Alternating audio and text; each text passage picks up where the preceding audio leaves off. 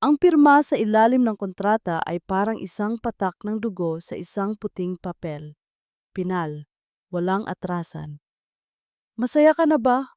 Ang tanong ni Gabriel Gabo, Ignacio ay malamig, walang emosyon. Nakatayo siya sa harap ng malaking bintana ng kanyang opisina sa tuktok ng Ignacio Tower, tanaw ang buong syudad na unti-unti nang nilalamon ng dilim.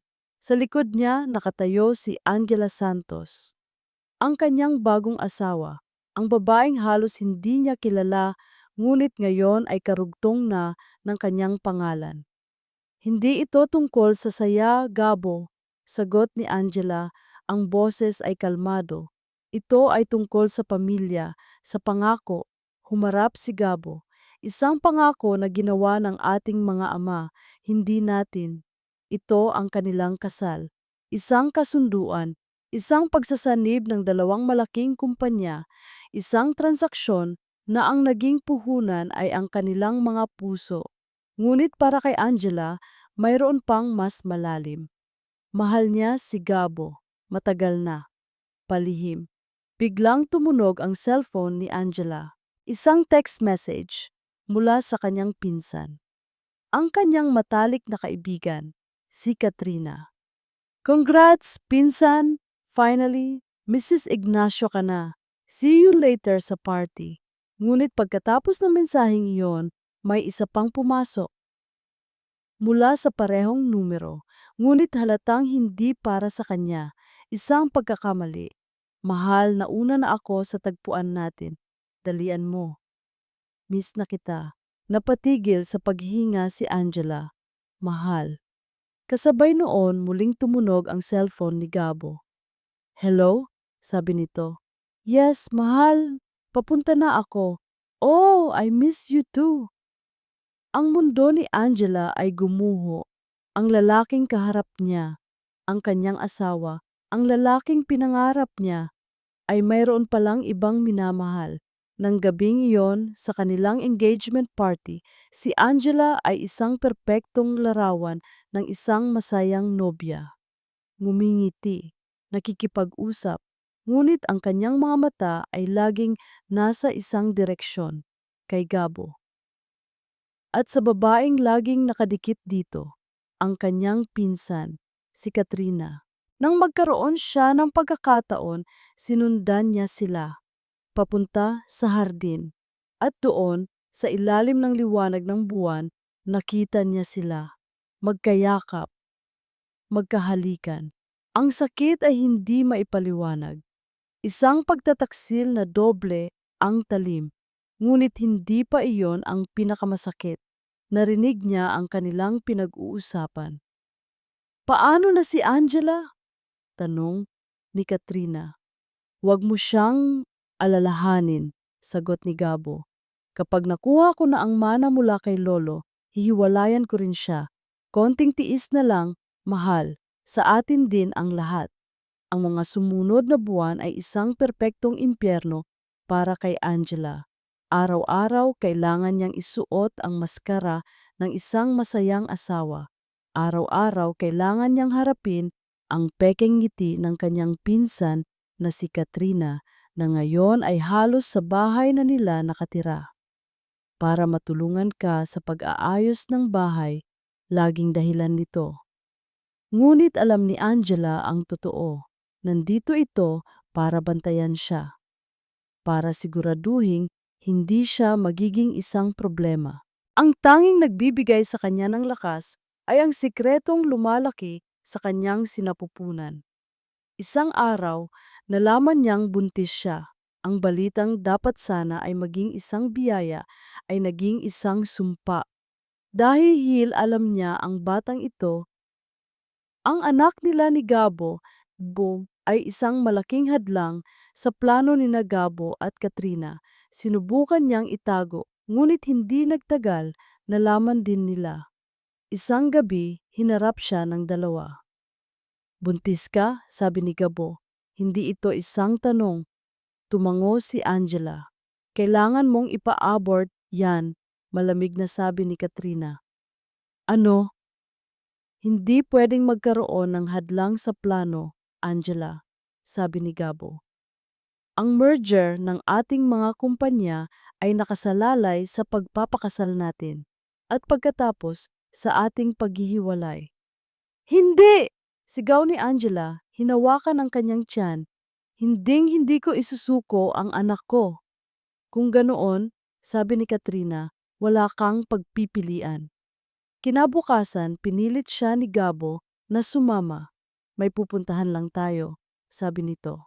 Habang nasa biyahe, ang kaba sa dibdib ni Angela ay hindi mapakali.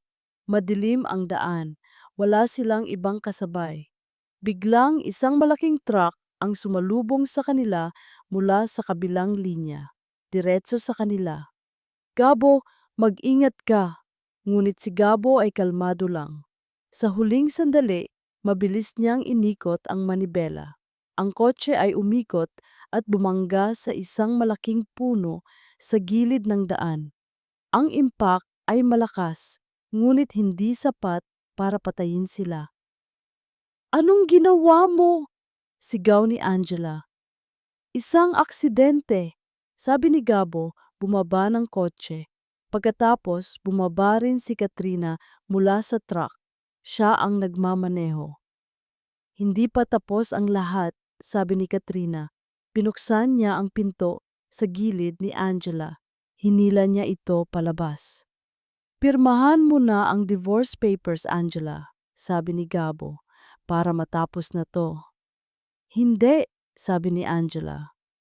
Kung ganoon, sabi ni Katrina, muling pinaandar ni Katrina ang truck. At sa pagkakataong ito, ang target ay isa lang, si Angela. Ang una niyang naramdaman ay ang malakas na pagtama sa kanyang mga binti. Pagkatapos, sa kanyang tagiliran. Tama na, sigaw niya, ngunit hindi sila tumigil. Paulit-ulit, ang bawat pagtama ay isang alon ng sakit. Ang huli niyang naramdaman ay ang isang matinding kirot sa kanyang tiyan at pagkatapos, isang mainit na likido, dugo, nakahandusay sa basang kalsada sa ilalim ng malamlam na ilaw ng buwan. Ang huli niyang nakita ay ang dalawang anino na papalayo. Iniwan siyang mag-isa para mamatay. Ang tunog ng sirena ay parang isang malayong panaginip. Ang liwanag na pula at asul ay sumasayaw sa mga basang dahon. Ngunit para kay Angela, ang lahat ay unti-unti nang nagiging isang malamig at madilim na kawalan. Dito na ba matatapos ang lahat? Tanong niya sa sarili, habang nararamdaman ang unti-unting pagkawala ng kanyang hininga. Biglang isang anino ang tumabon sa kanya. Isang mukha. Isang mukhang hindi pamilyar, ngunit may mga matang puno ng pag-aalala. Miss? Miss? Kaya mo pa ba? Ang boses ng lalaki ay kalmado. Isang bagay na matagal na niyang hindi naririnig. Si Mateo Teo de la Cruz ay pauwi na mula sa isang mahabang gabi ng pagbabantay. Isa siyang dating pulis na piniling iwanan ang serbisyo pagkatapos masangkot sa isang kaso ng korupsyon na hindi niya kayang labanan. Ngayon, isa na lang siyang simpleng private investigator. Nang gabing iyon, pauwi na sana siya nang makita niya ang eksena sa gilid ng daan. Isang wasak na kotse, isang babaeng nakahandusay, at isang truck na mabilis na papalayo. Agad niyang nalaman. Hindi ito isang simpleng aksidente. Tinawagan niya agad ang ambulansya at pagkatapos lumapit siya sa babae. Nakita niya ang dugo, ang mga sugat at ang buhay na unti-unting nawawala sa mga mata nito. Ngunit nakita rin niya ang isang bagay pa, ang paglaban. Huwag kang bibitaw, miss, sabi ni Teo. Parating na ang tulong. Hinawakan niya ang kamay nito. Malamig, ngunit hinigpitan nito ang hawak. Isang senyales. Nang dumating ang mga mediko, nanatili si Teo sa tabi nito. Sinamahan niya ito sa ospital. Hindi niya alam kung bakit. Isang hindi maipaliwanag na koneksyon. Isang pakiramdam na kailangan niya itong protektahan. Sa ospital, ang balita ay dumating na parang isang bagyo. Nailigtas namin siya, sabi ng doktor kay Theo. Isang himala. Ngunit, ngunit ano, Dok? Ang bata, wala na. Napasuntok si Theo sa pader. Ang galit, ang kawalan ng katarungan, ang lahat ng dahilan kung bakit niya iniwan, ang pagiging pulis ay bumalik. Sa mga sumunod na araw, palihim niyang binantayan si Angela. Nalaman niya ang pangalan nito. Nalaman niya ang kwento nito base sa mga usap-usapan sa balita. Ang asawa, ang pinsan, ang mana, isang perpektong krimen. Nang sa wakas ay magising si Angela, si Theo ang unang taong nandoon. Sino ka? Tanong ni Angela. Isang kaibigan, sagot ni Theo. Ikinuwento niya ang kanyang nakita. Ibinigay niya rito ang kopya ng dashcam video mula sa kanyang kotse. Isang malabong video, ngunit sapat na. Sapat na para patunayan na hindi iyon aksidente. Kailangan mo ng tulong, Angela, sabi ni Theo. At ako ang tutulong sa'yo. Ang paggising sa katotohanan ay mas masakit pa kaysa sa mga sugat sa katawan ni Angela. Ang kanyang anak, wala na. Ang ospital ay naging kanyang kulungan. Araw-araw binibisita siya ng sakit at gabi-gabi ng mga bangungot. Si Theo ang naging kanyang tanging koneksyon sa labas ng mundo. Dala-dala nito ay hindi lang pagkain, kundi pati na rin mga balita tungkol sa kanyang investigasyon. Si Gabo at si Katrina, sabi ni Theo isang araw. Itinanggi nila ang lahat. Ang sabi nila, isa kang unstable na asawa na sinubukang magpakamatay. Natawa si Angela, isang tawang walang buhay. Siyempre, sila ang biktima. Pero hindi sila mananalo, sabi ni Theo. Ang video mula sa dashcam ko. Sapat na iyon para buksan ulit ang kaso. Ngunit hindi sapat para ikulong sila, sabi ni Angela. Masyado silang makapangyarihan. Kailangan natin ng isang bagay na mas malakas. Sa mga linggo ng kanyang pagpapagaling, isang plano ang unti-unting nabubuo sa kanyang isipan. Isang plano na kasing talim ng scalpel. Kailangan kong mawala, Theo, sabi niya isang gabi. Ano? Kung mananatili ako dito, madali lang nila akong patahimikin, paliwanag ni Angela. Pero kung akala nilang patay na ako, magiging kampante sila at doon gagawa sila ng pagkakamali. Nababaliw ka na ba, Angela? Saan ka pupunta? Sa isang lugar kung saan walang nakakakilala sa akin, sabi niya. At sa isang lugar kung saan kaya kong maging ibang tao. Tumingin siya sa kanyang mukha sa salamin, ang mga peklat, ang mga pasa.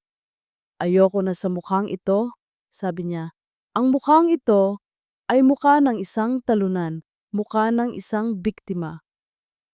Theo, sabi niya, kilala mo ba ang pinakamagaling na plastic surgeon sa buong mundo? Naintindihan ni Theo at natakot siya. Angela, huwag. Ito lang ang paraan, sabi ni Angela. Para makabalik ako, kailangan munang mamatay si Angela Santos. Sa tulong ni Theo at ng kanyang mga koneksyon, nagawa nila ito. Isang peking death certificate, isang peking libing. Para sa mundo, si Angela Santos ay patay na. At sa isang pribadong klinika sa Switzerland, isang bagong babae ang isisilang. Ang 5 taon sa Switzerland ay hindi isang bakasyon. Ito ay isang paghahanda para sa isang digmaan. Ang unang taon ay ang pinakamahirap. Isang walang katapusang serye ng mga operasyon. Bawat hiwa ng scalpel, bawat tahi ay isang paalala ng sakit. Ngunit tiniis ni Angela ang lahat. Sa bawat sakit, ang kanyang determinasyon ay mas lalong tumitibay. Si Theo ay laging nasa tabi niya. Ngunit, di bilang isang nobyo, kundi bilang isang kaibigan, isang sundalo. Kailangan mong maging mas matatag. Laging sabi nito, hindi lang sa katawan, kundi pati na rin dito. At ituturo nito ang kanyang puso. Pagkatapos ng mga operasyon, isang bagong muka ang humarap kay Angela sa salamin. Maganda, perpekto, walang bakas ng kahit anong peklat. Ngunit isa itong muka ng isang estranghero. Sino ako? Tanong niya. Ikaw pa rin yan, sagot ni Theo. Umiling si Angela. Hindi, patay na si Angela Santos. Namatay siya kasama ng kanyang anak. Kailangan niya ng bagong pangalan. Isang pangalang malakas, isang pangalang may dalang panganib. Helena, sabi niya. Pagkatapos noon, ang kanyang pagsasanay ay lumipat mula sa pisikal patungo sa mental. Pinag-aralan niya ang lahat. Ang mundo ng fashion, ang stock market, ang mga paraan ng negosyo, ang bawat galaw ng Ignacio Fashion House. Ginamit niya ang pera mula sa kanyang life insurance. Napalihim na nakuha ni Theo para mag-invest. Mula sa maliit, pinalago niya ito. Naging isa siyang anino sa mundo ng international finance. Isang pangalang kilala sa pagiging matalino at walang awa. Si Theo naman ang naging kanyang mga mata at tenga sa Pilipinas. Bawat linggo, may report. Si Gabo at Katrina, ikinasal na. Ang kanilang anak na lalaki, si Marco. Ang Ignacio Fashion House, mas lalo pang lumalaki. Ang bawat balita ay parang isang panggatong na mas lalo pang nagpapaalab sa apoy ng kanyang galit. 5 taon. Sa wakas, handa na siya. Nakatayo si Helena sa harap ng isang malaking salamin sa kanyang penthouse sa Paris. Suot ang isang bestidang gawa ng pinakasikat na designer. Ang kanyang mukha ay perpekto. Ang kanyang mga mata ay malamig. Tiningnan niya ang isang imbitasyon sa kanyang mesa. Ang Manila Fashion Gala ang pinakamalaking event ng taon. At ang host ay ang Ignacio Fashion House. Oras na, sabi niya kay Theo na nakatayo sa tabi niya. Sigurado ka ba dito, Helena? Tanong ni Theo. Pwede pa tayong umatras. Pwede pa tayong mamuhay ng payapa. Ang kapayapaan, sagot ni Helena, ay para lang sa mga patay. At ako ay muling nabuhay para sa isang dahilan. Tumingin siya sa kanyang refleksyon. Ang babae sa salamin ay hindi na si Angela. Hindi na siya isang biktima. Isa siyang mangangaso. At pauwi na siya para kunin ang dapat na sa kanya.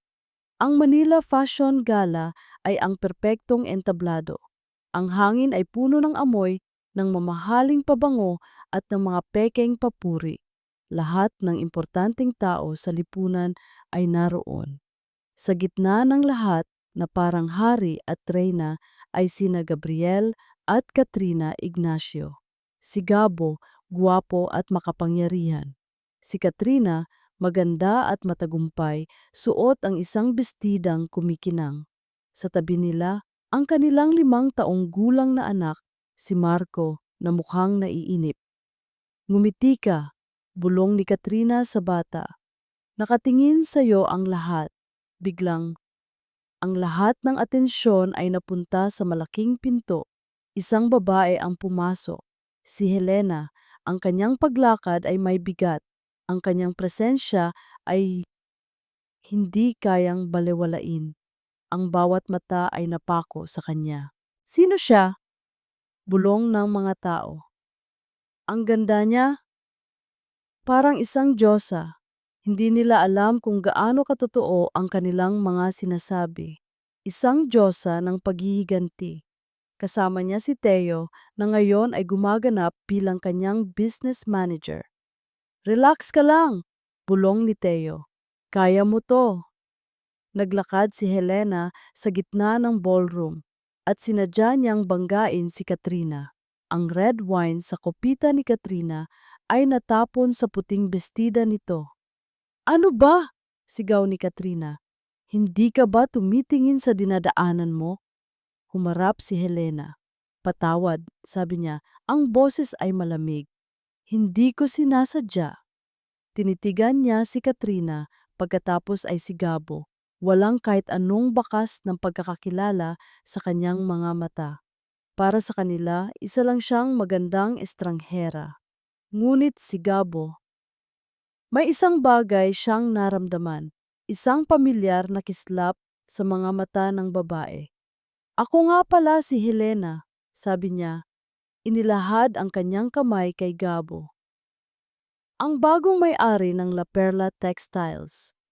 Nanlaki ang mga mata ni Gabo. Ang La Perla, ang kanilang pinakamalaking supplier. Paano? Nice to finally meet you, Mr. Ignacio. Sabi ni Helena.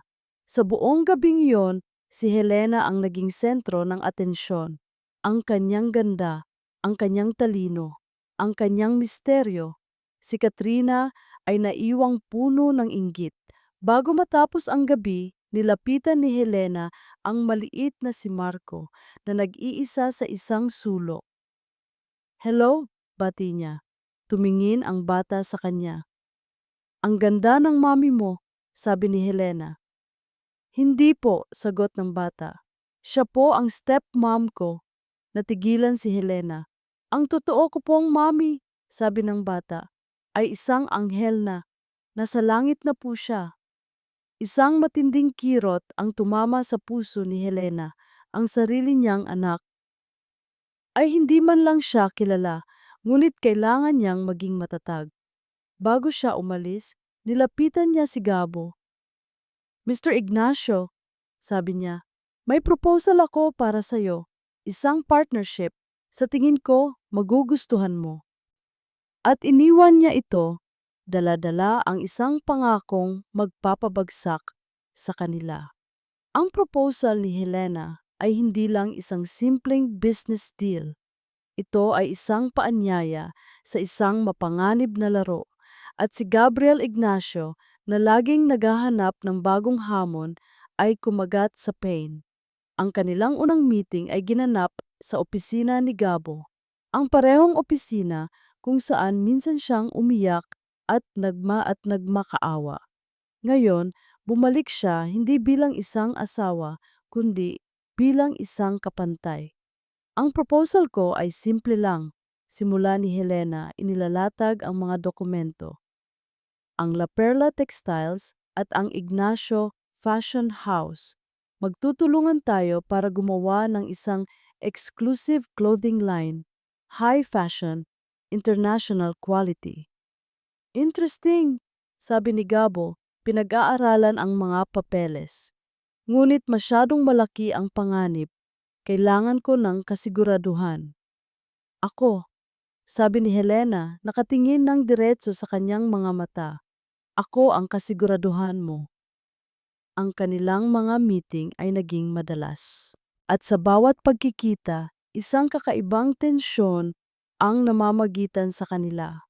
Isang tensyon na hindi lang tungkol sa negosyo. Sinadya ni Helena na gamitin ang mga bagay na alam niya tungkol kay Gabo. Ang kape mo, sabi niya isang araw. Black, 2 sugars, katulad pa rin ng dati. Natigilan si Gabo. Paano mo nalaman? Nakahula lang. Ngumiti si Helena.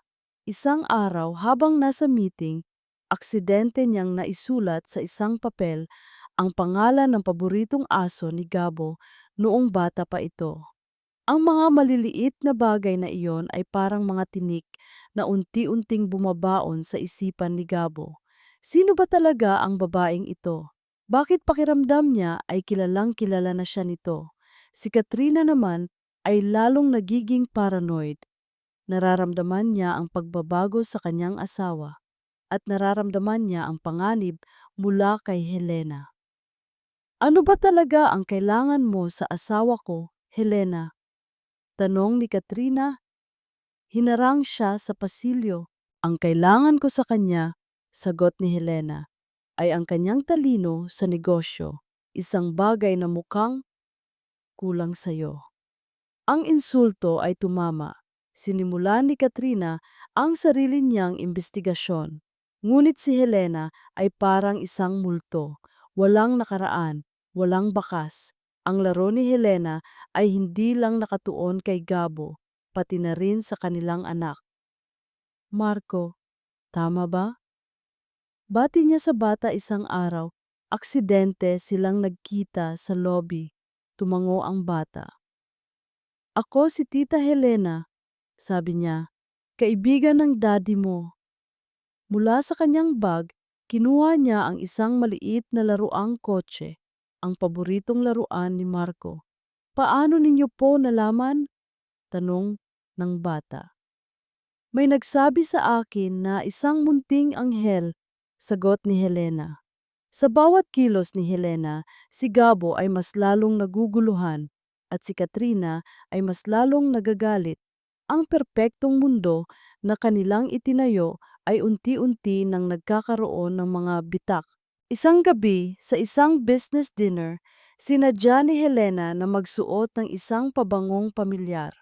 Ang pabangong laging suot ni Angela. Habang nag-uusap sila, naamoy ito ni Gabo. Napatigil siya sa gitna ng kanyang pagsasalita. Tumingin siya kay Helena, ang amoy, ang mga mata, ang mga kilos. Hindi, sabi niya sa sarili, imposible. May problema ba, Gabo? Tanong ni Helena. Wala, sagot ni Gabo, ngunit sa kanyang isipan isang pangalan ang paulit-ulit na umuulit. Angela. Ang pabango ni Helena ay parang isang multo na sumunod kay Gabo hanggang sa kanyang pag-uwi. Ang amoy na iyon, ang amoy ni Angela. Pagpasok niya sa kanilang malaking bahay, ang katahimikan ay tila mas mabigat. Naabutan niya si Katrina sa sala, umiinom ng wine, naghihintay. Saan ka galing? Tanong nito. Ang boses ay may talim. Sa isang business dinner, sagot ni Gabo, dumiretso sa bar para kumuha ng sarili niyang inumin. Business dinner? O isang date kasama ang partner mo? Humarap si Gabo. Anong problema mo, Katrina? Ang problema ko? Tumayo si Katrina. Ang problema ko, Gabo, ay nagiging tanga ka. Hindi mo ba nakikita? Ang babaeng yan, nilalaro ka lang niya. Mula nang dumating siya, nag-iba ka na. Nag-iba ako dahil sa wakas. May nakilala akong taong totoo. Sigaw ni Gabo.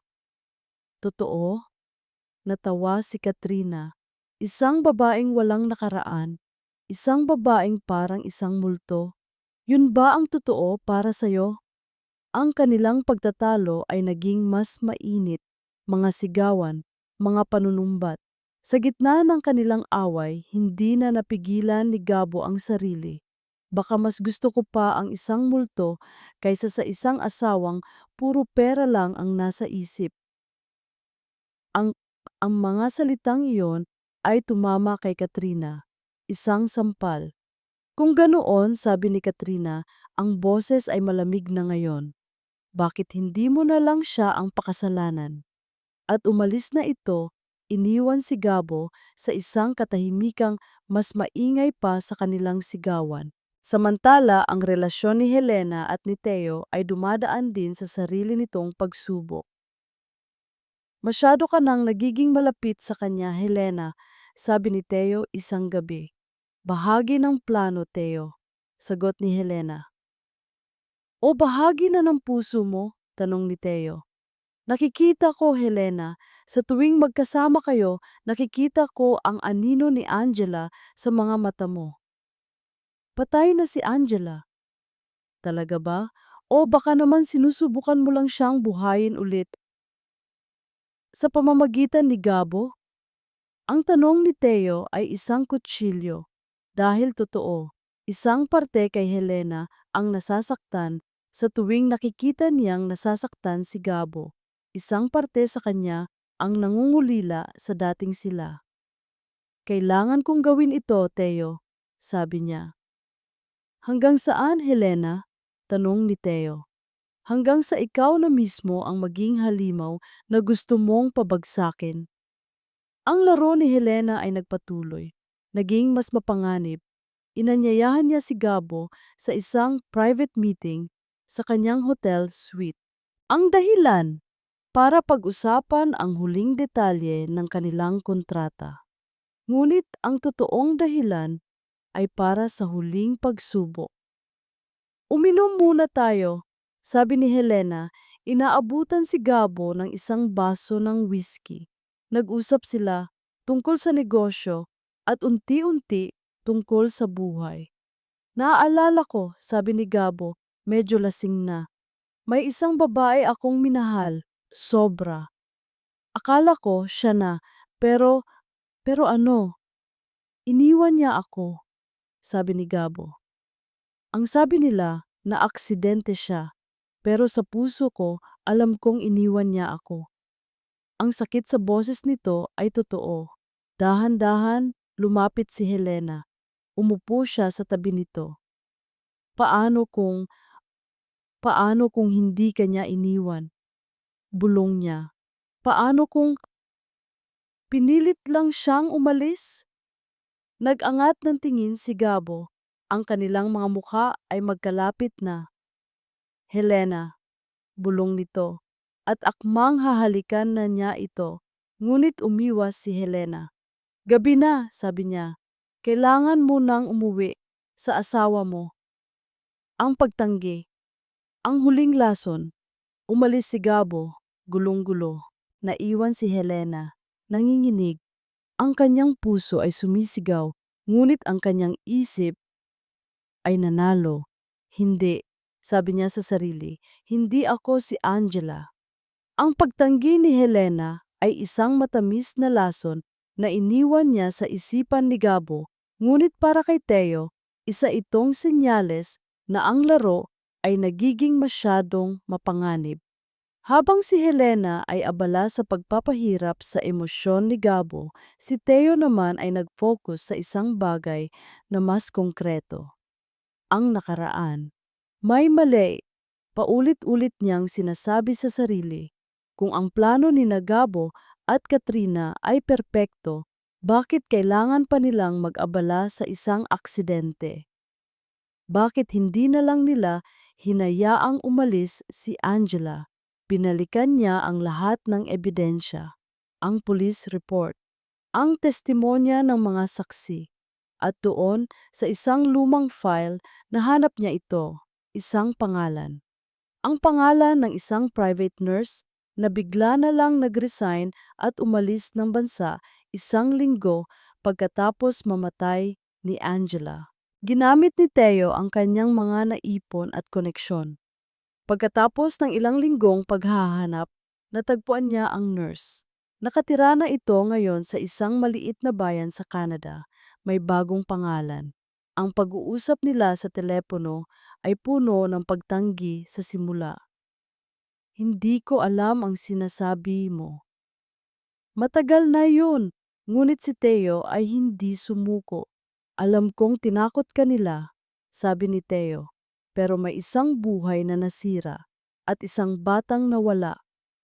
Ang pagbanggit sa bata ang bumasag sa pananahimik ng nurse. Hindi siya nawala, iyak ng babae sa kabilang linya, at hindi rin siya namatay. Nanlamig ang buong katawan ni Teo. Anong ibig mong sabihin? At ikinuwento ng nurse ang lahat. Si Angela, pagkatapos ng aksidente ay hindi lang comatose. Buntis pa rin ito, ngunit delikado ang kanyang kalagayan. Si Katrina, na alam na kung mabubuhay ang bata ay masisira ang lahat ng plano, ay gumawa ng paraan. Sinuhulan niya ako, pag-amin ng nurse. Ang utos niya. Kapag naisilang na ang bata, sabihin kong namatay ito at ibigay ko sa kanya ang sanggol. Bakit ka pumayag? Galit na tanong ni Teo.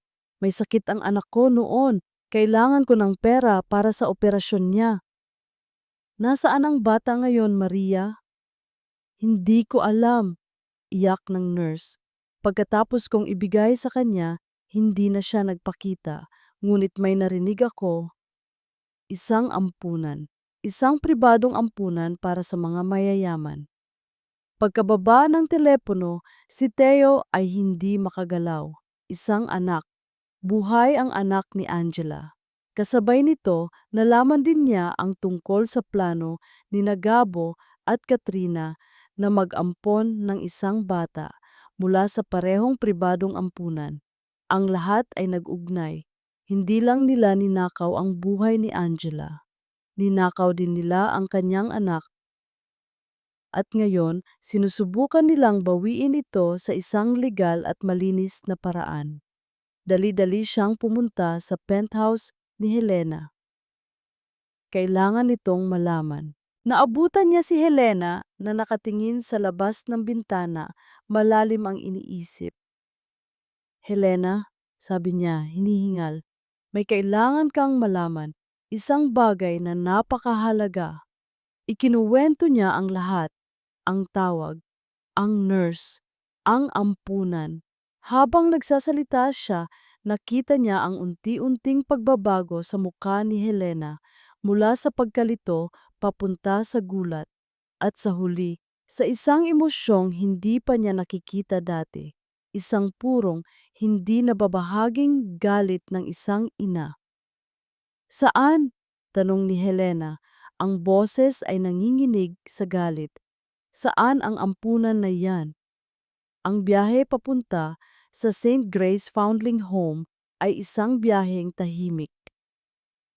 Ngunit ang hangin sa loob ng kotse ni Theo ay mabigat sa mga emosyong hindi masabi. Si Helena ay nakatingin lang sa labas ng bintana. Ang kanyang mukha ay isang perpektong maskara ng kalmadong galit. Ngunit sa loob, ang kanyang puso ay isang bagyo, isang anak. Ang pag-asang matagal na niyang ibinaon sa limot ay muling nabuhay, ngunit may kasama itong isang matinding takot. Pagdating nila, ang ampunan ay hindi mukhang ampunan. Isa itong magandang bahay sa isang pribadong subdibisyon. Malinis, payapa, isang perpektong lugar para itago ang isang sikreto. Nagpanggap si Helena bilang isang mayamang donante, si Hera Alcantara. Madali siyang pinapasok. Isang malaking karangalan po ang inyong pagdalaw, Miss Alcantara. Bati ng madreng namamahala. Gusto ko sanang makita ang mga bata, sabi ni Helena.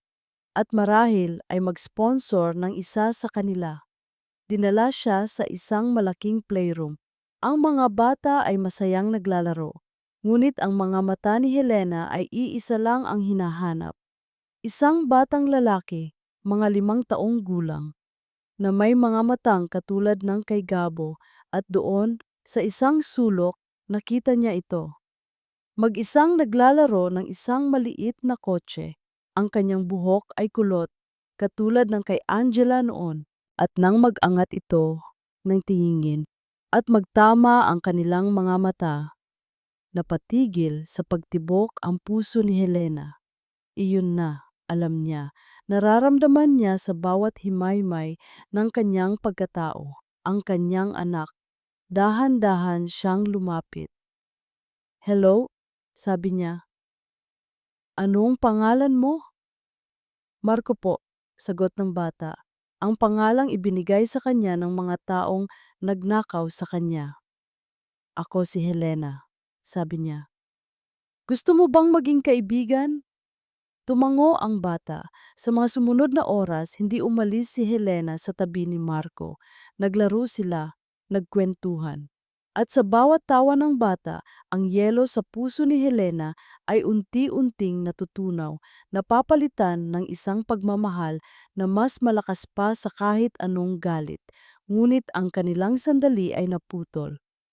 Helena, anong ginagawa mo dito? Ang boses ni Katrina. Pumasok ito sa playroom kasama si Gabo. Ang kanilang mga muka ay puno ng pagkagulat. Nandito ako para dalawin ang aking sponsored na bata, kalmadong sagot ni Helena. Marco, anak, halika dito. Tawag ni Katrina. Lumapit ang bata at niyakap ni Katrina, isang yakap na puno ng pag-aangkin. "Huwag mong lalapitan ang anak ko," sabi ni Katrina kay Helena. Ang boses ay isang babala. "Ang anak mo?" Natawa si Helena, isang tawang mapait. Tumingin siya kay Gabo. "Talaga ba, Gabo? Pagkatapos ng lahat ng panloloko ninyo, aakuin ninyo pa rin ang isang bagay na hindi sa inyo." Doon na naintindihan ni Gabo. Alam na niya. "Umalis na tayo, Kat," sabi ni Gabo. "Hindi," sabi ni Helena. "Dahil ang laban na ito ay dahil hindi na lang tungkol sa pera o sa kumpanya." Tumingin siya sa bata na ngayon ay nalilito sa gitna nilang tatlo. Ito ay tungkol na sa kanya, ng playroom na kanina lang ay puno ng mga inosenteng tawanan ay biglang naging isang tahimik na battlefield. Ang mga laruan sa paligid ay naging mga silenteng saksi sa isang digmaang matagal nang dapat nangyari. "Hindi ko alam ang sinasabi mo," sabi ni Katrina, hinigpitan ng yakap kay Marco na para bang isa itong tropeyo.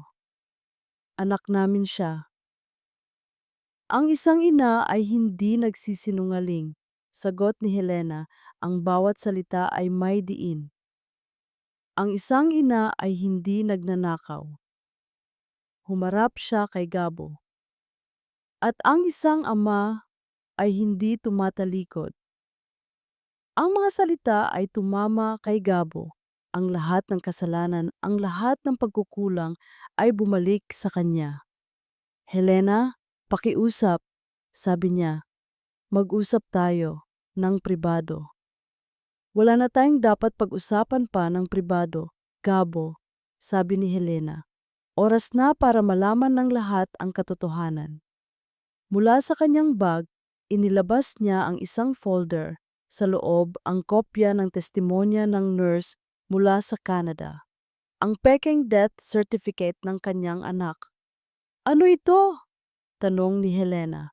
Isang fairy tale? Nawala ang lahat ng kulay sa mukha ni Katrina.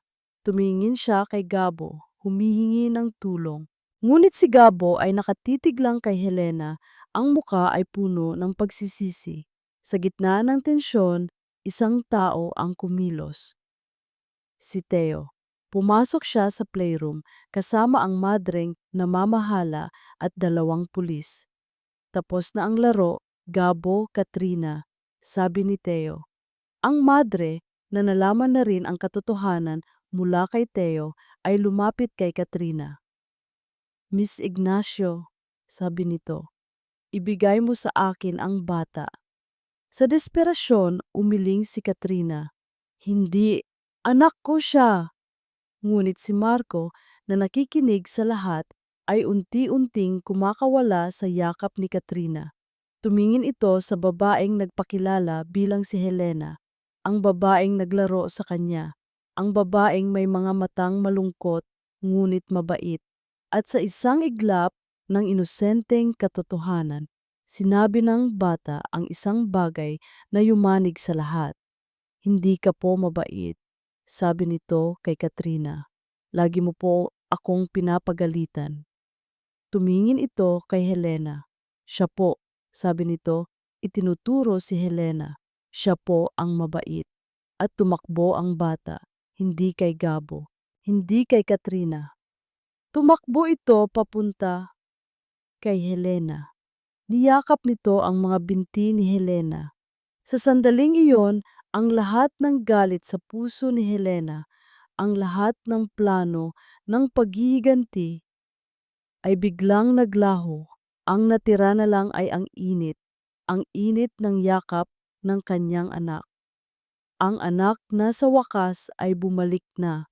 Umiyak si Helena, isang iyak na hindi na dahil sa galit o sakit. Isang iyak ng isang inang muling nabuo.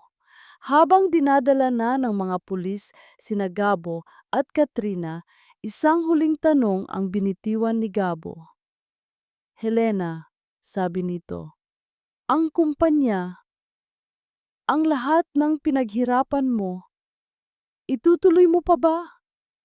Tumingin si Helena kay Marco na ngayon ay mahigpit na nakayakap sa kanya. Pagkatapos, tumingin siya kay Theo at umiling siya. Hindi na, sagot niya. Dahil ang tunay na tagumpay ay hawak ko na.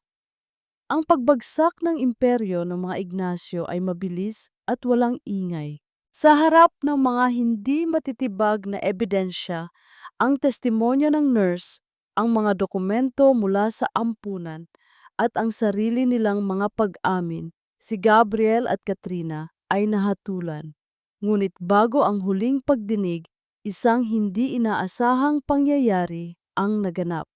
Habang naglalakad si Helena at Theo palabas ng korte, hinarang sila ng isang babae, si Cassandra, ang babaeng halos sirain din ang kanyang buhay.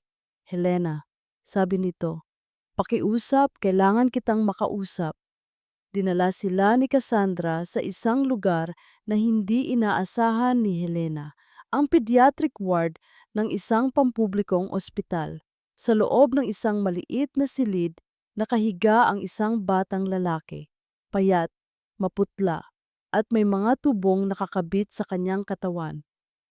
Sino siya? Tanong ni Helena. Si Liam, sagot ni Cassandra, umiiyak.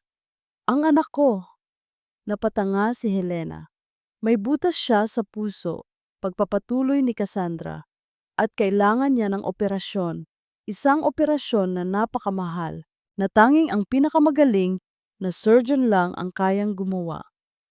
Tumingin ito kay Theo. Ang surgeon na yon ay ang matalik mong kaibigan, ngunit hindi niya kami matutulungan dahil sa nangyari sa atin. At doon, naintindihan ni Helena. Ang digmaan ay hindi pa pala tapos. May isa pang biktima, isang batang inosente. Anong gusto mong gawin ko? Tanong ni Helena. Ang pera, sabi ni Cassandra. Ang perang makukuha mo mula sa mga Ignacio. Pakiusap, Helena, gamitin mo ito para iligtas ang anak ko at bilang kapalit, ibibigay ko sa iyo ang huling baraha. Ibinigay nito sa kanya ang isang USB. Ano to? Ang totoong dahilan kung bakit nagkautang-utang si Ricky, sabi ni Cassandra. Ang totoong dahilan kung bakit niya kinailangan ang pera ng mga Sarmiento. Ang totoong halimaw sa kwentong ito. Nang gabing iyon, pinanood ni Helena ang laman ng USB. Isang video.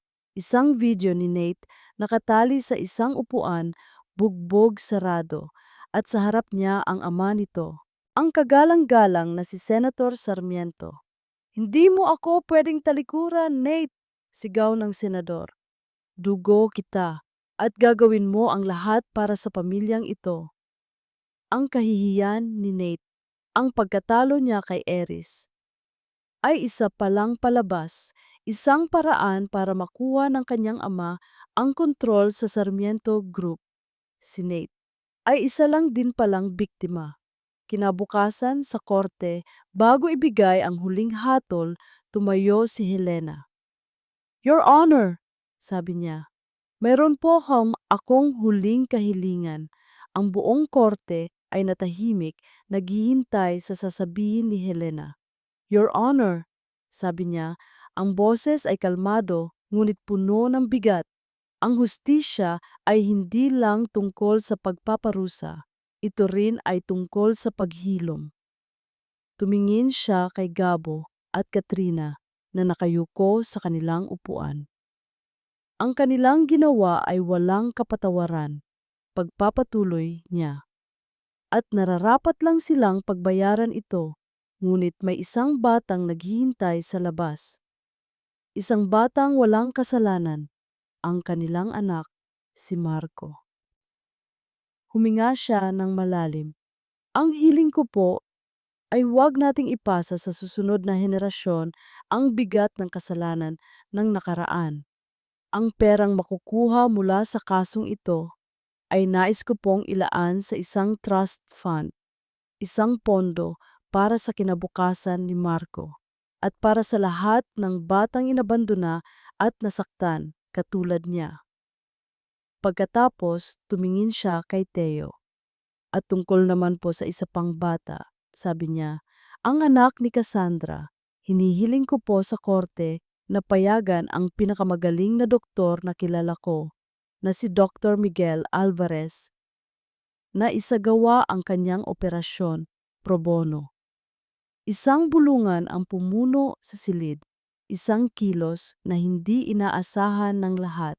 Pagkatapos ng pagdinig, habang palabas na sila, hinarang ni Nate si Helena. Helena, Angel, sabi nito.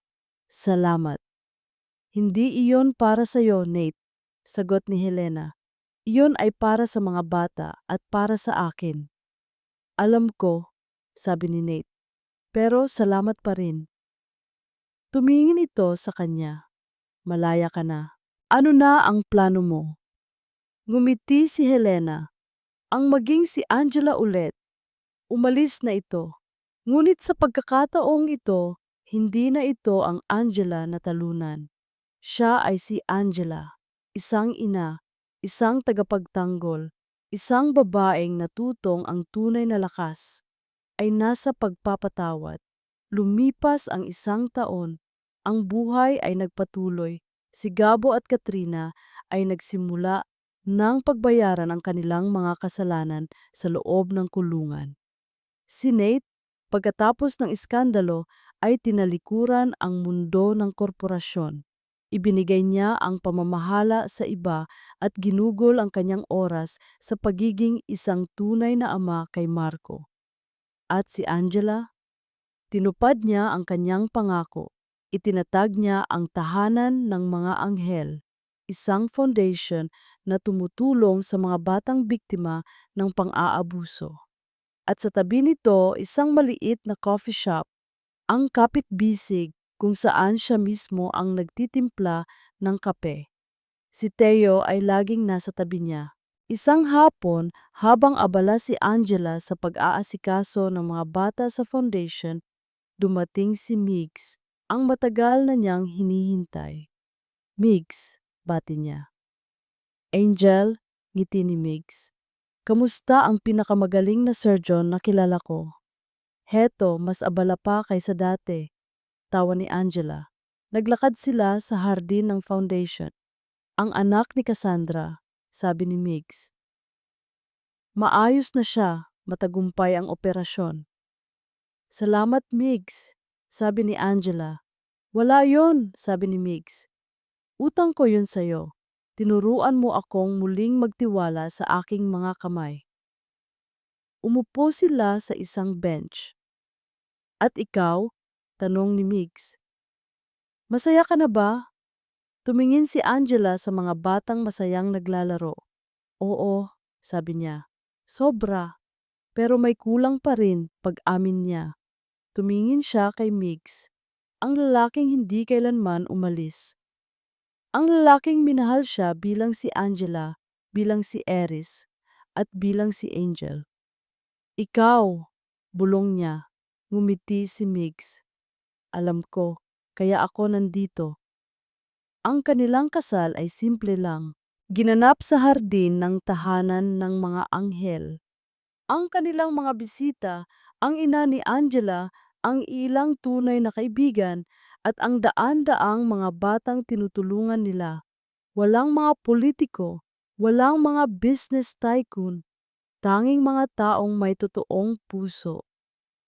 Dr. Miguel Alvarez, sabi ni Angela sa kanilang panata.